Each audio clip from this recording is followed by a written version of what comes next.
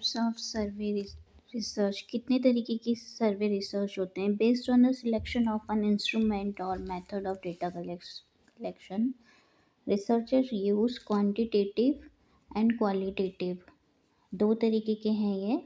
आपने किस तरीके के इंस्ट्रूमेंट लिए हैं और डेटा कलेक्शन के लिए कौन सा मेथड यूज़ कर रहे हैं, उसके अनुसार रिसर्चर क्वांटिटेटिव यानी कि बड़ी संख्या में जो सर्वे करता है उसमें फोर्स चॉइसेस क्वेश्चंस होते हैं, यानी कि क्लाइंट को या रेस्पोंडर को फोर्स होता है कि वो कुछ ही क्वेश्चन के आंसर दे सकता है। एंड क्वालिटेटिव में ओपन एंडेड क्वेश्चन होते हैं, यानी कि एक क्वेश्चन के बाद दूसरे का आंसर देने के लिए वो फ्री है। Basically there are two major type of survey, मुख्यतः दो तरीके के होते हैं, cross sectional survey and longitudinal survey.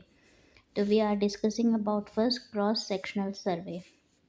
When he or she want to collect data from varied और different type of group at a single time, एक ही वक्त में अलग अलग तरीके के ग्रुप्स के साथ काम करते हुए डेटा कलेक्ट करना क्रॉस सेक्शनल सर्वे कहलाता है। Less time consuming and economically, यानी कि कम समय लेता है और खर्चीला भी नहीं होता है। सेकंड है लॉन्गिट्यूडनल सर्वे।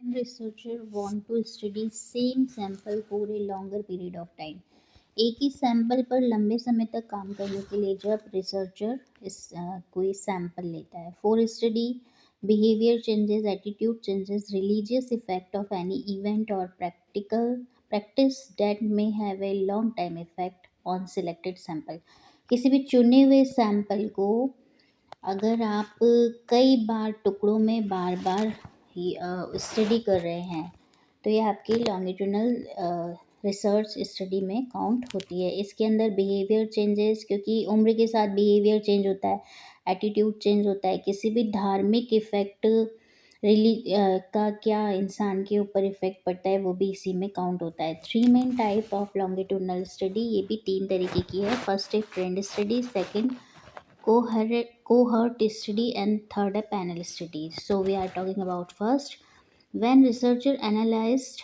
trend, जब भी कोई चीज़ चलन में होती है अगर उसका रिसर्च कर रहा है, स्टडी कर रहा है, तो ट्रेंड स्टडी कहलाएगी। Sample not be same, sample एक जैसा नहीं होता है but they belong to same population, लेकिन वो एक ही पॉपुलेशन को रिप्रेजेंट करता है। एग्जामिन रेगुलरली, उसे अपने सैंपल को बार बार चेक करना पड़ता है, क्योंकि ट्रेंड बदलते रहते हैं ना, कपड़े बदलने का फैशन बदलता है, वो ट्रेंड में नई चीज़ें आ जाती है, तो ये ट्रेंड स्टडी कहलाती है। सेकेंड है cohort study, particular population which is sampled and study more than one with in एक टाइम गैप।